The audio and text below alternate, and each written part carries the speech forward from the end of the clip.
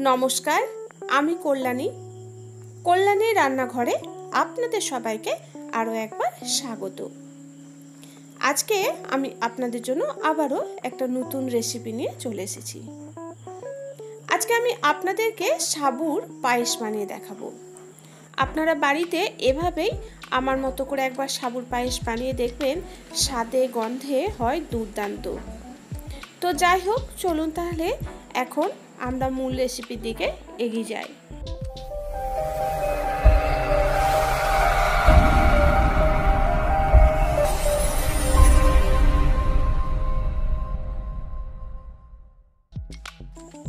প্রথমেই দেখুন, এখানে আমি নিয়ে নিয়েছি বেশ কিছুটা মোটা দানার সাবু।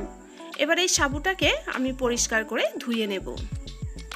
সাবুটাকে আমি পরিষ্কার করে ধুয়ে নেওয়ার পর আমি এখানে ঠিক যতটা সাবু আছে সেই পরিমাণে জল দিয়ে দিচ্ছি। এবার সাবুটাকে ঢাকা দিয়ে রেখে দেব 3 থেকে 4 ঘন্টার জন্য। মাঝে মাঝে ঢাকনা খুলে আমি চামচে করে একটু করে উল্টে পাল্টে দেব। আমি 3 থেকে 4 ঘন্টা পর ফিরে এসেছি। সাবুগুলো এখন ভিজে ডবল হয়ে গেছে। আর 3 থেকে 4 ঘন্টা যেহেতু ভিজিয়ে রেখেছিলাম, তো সাবুগুলো একদম নরম হয়ে গেছে। এবার আমি চলে যাব রান্নার পর্যায়ে। গ্যাসেতে প্যান বসিয়ে দিয়েছি। প্রথমে আমি প্যানের মধ্যে দিয়ে দিচ্ছি 1 চামচ মতো গাওয়া ঘি। গাওয়া ঘিটা দেওয়ার পরেই আমি দিয়ে দিচ্ছি কাজু আর কিশমিশ। কাজুগুলো আমি ছোট ছোট টুকরো করে ভেঙে নিয়েছি। গ্যাসের ফ্লেম লোয়ে রেখে আমি কাজু আর কিশমিশটাকে ভেজে তুলে নেব।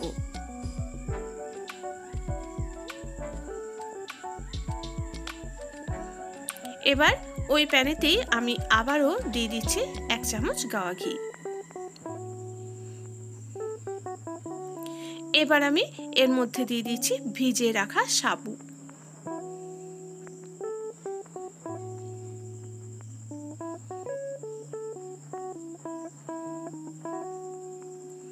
দিয়ে দিচ্ছি 2টো থেতো করা এলাচ।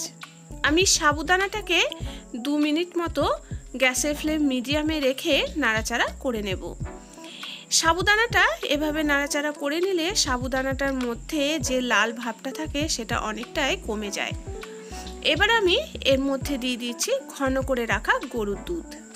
আমি 1 কেজি গরুর দুধকে জাল দিয়ে 500 গ্রাম করে নিয়েছি। এবার আমি এটাকে নাড়তে থাকবো। যেহেতু দুধটা ঘন আর সাবু মানে তলায় লেগে যাওয়ার সম্ভাবনা বেশি, তো মাঝে মাঝেই তলা চেপে নাড়তে হবে যাতে তলাতে না লেগে যায়। বেশ কিছুক্ষণ নাড়াচাড়া করার পর সাবুগুলো এখন ভালো মতো সেদ্ধ হয়ে গেছে আর দুধটাও পরিমাণে অনেকটাই কমে গেছে। এবার আমি এর মধ্যে দিয়ে দেব ভেজে রাখা কাজু আর কিশমিশ। দিয়ে দেব স্বাদ অনুযায়ী মিষ্টি। তবে আমি মিষ্টিটা গুড় আর চিনি দুটো মিশিয়ে দিচ্ছি। আপনারা শুধু চিনি দিয়েও করতে পারেন, আবার শুধু খেজুর গুড় দিয়েও করতে পারেন। আমি এখানে হাফ চিনি আর হাফ খেজুর গুড় দিয়ে দিলাম। এবার মিষ্টির স্বাদটা আরও বাড়ানোর জন্য এখানে দিয়ে দিচ্ছি সামান্য পরিমাণে লবণ। ভালো করে সবকিছু এখন নাড়াচাড়া করে মিশিয়ে নেব।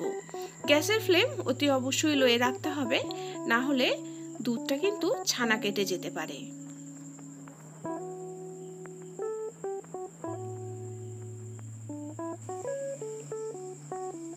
দুধ সাবু এখন আমাদের একদম রেডি। এই দুধটা আর টানিয়ে দেব না, কারণ ঠান্ডা হয়ে গেলে তখন পায়েসটা আরও বসে যাবে। তো আমি এটাকে নামিয়ে নেব, তারপর ঠান্ডা করে নিয়ে সার্ভ করব। আশা করছি আজকের এই দুধ সাবু রেসিপি আপনাদের ভালো লেগেছে। তো আপনারাও বাড়িতে এভাবেই দুধ সাবু বানিয়ে ঠান্ডা ঠান্ডা পরিবারের সকলের সাথে খেয়ে বা খাইয়ে দেখুন, আর কেমন হয়েছিল সেটা আপনারা আমাকে কমেন্ট বক্সে কমেন্ট করে জানান।